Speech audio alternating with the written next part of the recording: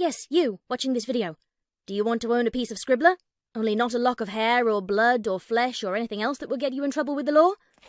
Well, now you can, with t-shirts, hoodies, tote bags and mugs featuring Obab Scribbler at her Teespring store. You know you want to. I shall now stop talking in third person and send you on to the video. Be lovely to each other and enjoy the show.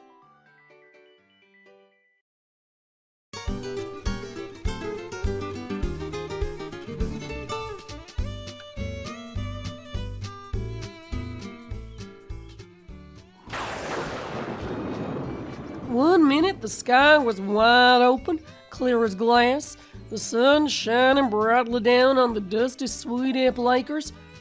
Then, with a mighty heave, the once clear sky exploded with dark clouds, their passage thundering forth with terrible speed.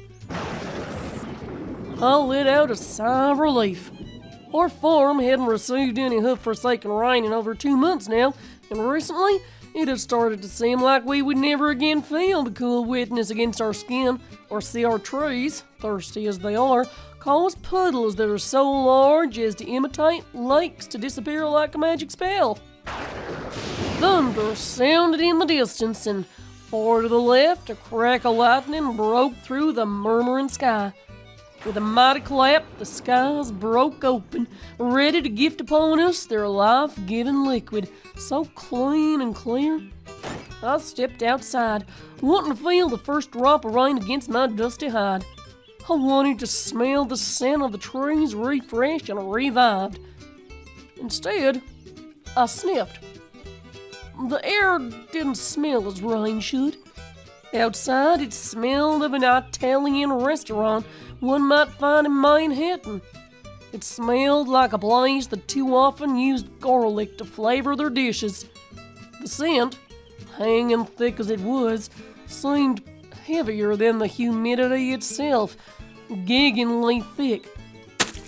There was a plop, right next to my hoof. I started to turn to look down, pausing only to lift up a hoof to protect my nose from this eye-watering stench. At least there was water. No, of course not. Why would anything manage to be normal in Ponyville? After so many excuses from the Pegasi about, oh well, there ain't no storm scheduled, or the workers in Cloudsdale are on strike, this was it. I was gonna find Rainbow Dash and tell her whatever sort of sick joke this was supposed to be was not funniest in the slightest. After all, some ponies had livelihoods to look after. I kicked at the red mess that the rain had left on my porch.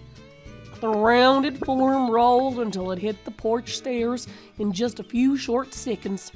Plosh, plosh, plosh, plosh. At each wooden step it made contact, and with each time it made contact it let out a wet, squishy sort of noise. I could not understand why the pony enjoyed griffin food. That's what it was, after all. One of them whatchamacallits. I scratched a hoof at my noggin, irritated I couldn't remember a proper name for this meaty bowl. Meaty bowl. Let out a thin laugh as I remembered the rather obvious name. Meatballs.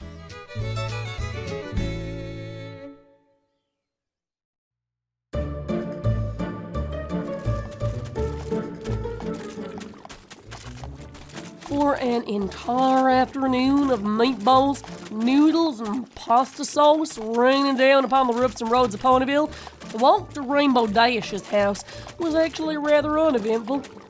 At first, on the way over to that idiotic Pegasus's home, I attempted to count each drop of sauce or slimy spaghetti that slithered its way down my rump. 1 pluck, 2 plosh, 3 squish, 4 pluff. Luckily, I never did learn how to count past 4, and now more than ever I was proud of that. I could stop paying attention to each disgustingly different noise that came from meaty rain as they lodged themselves into my mane or stained my rump. I was gonna have to bathe for days, scrubbing hard to even start to get the smell out of my nostrils.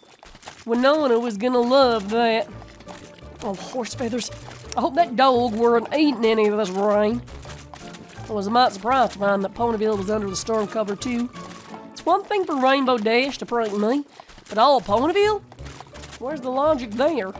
It seemed like I was the only pony gutsy enough, though, to do something about it. As I strolled down the empty streets, shutters being closed, fearful eyes peeked out, and strangely enough, some sort of cold breeze started up right behind me with some sort of western-y suspense music.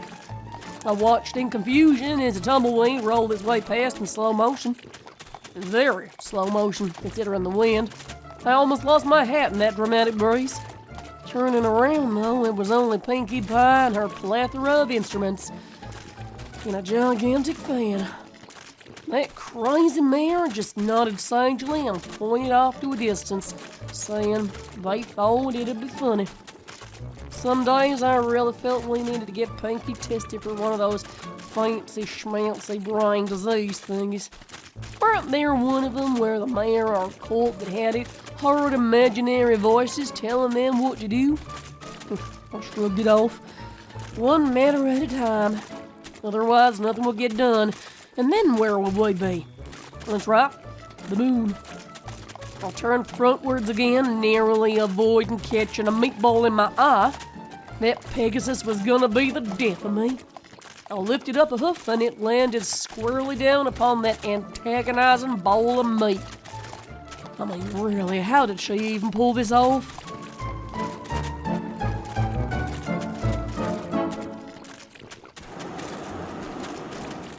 After all of that, when I finally got to that rainbow spewing, cloud swirling Homer dashes, of course she had the gall to not even be home. Who did that mare think she was, for a pony's sake? I grumbled under my breath.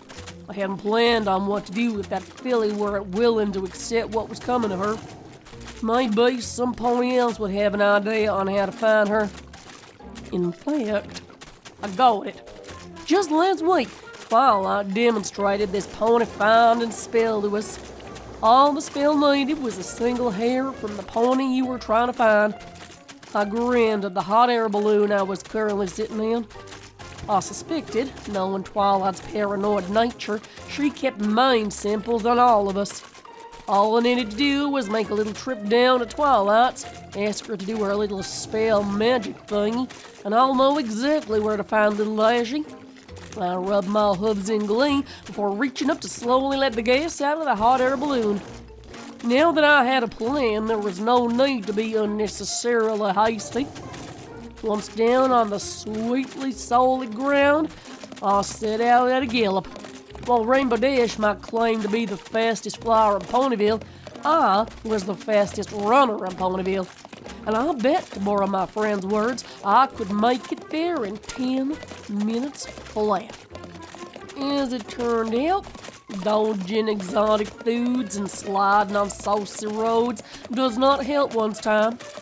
In fact, between sliding, accidentally of course, down the length of Main Street on my rump and almost losing my Stetson to a particularly savage meatball, it took me 12 whole minutes to make it to Golden Oaks Library.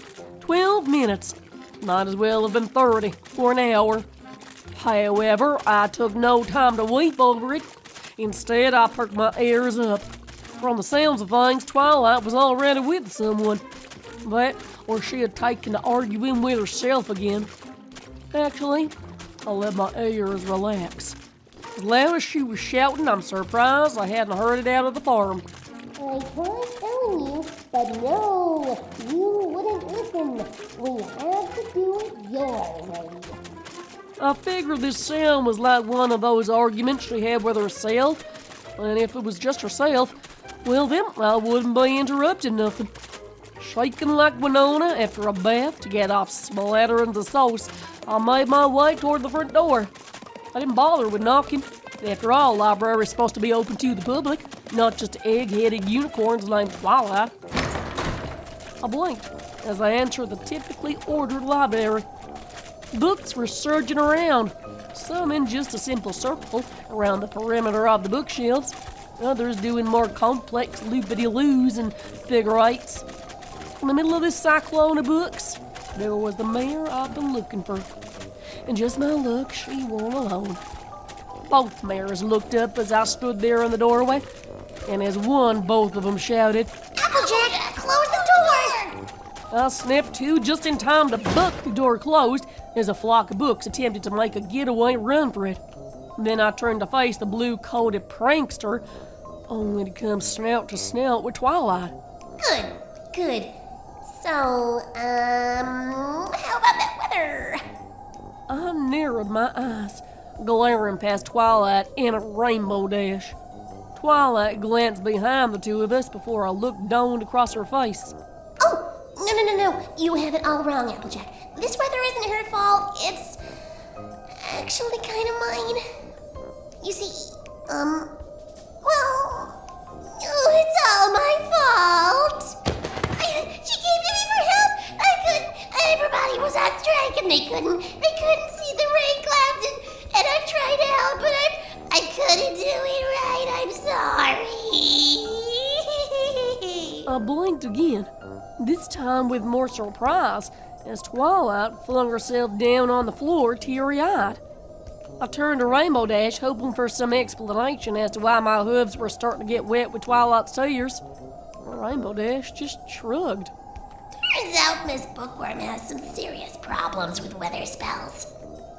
Well, shit.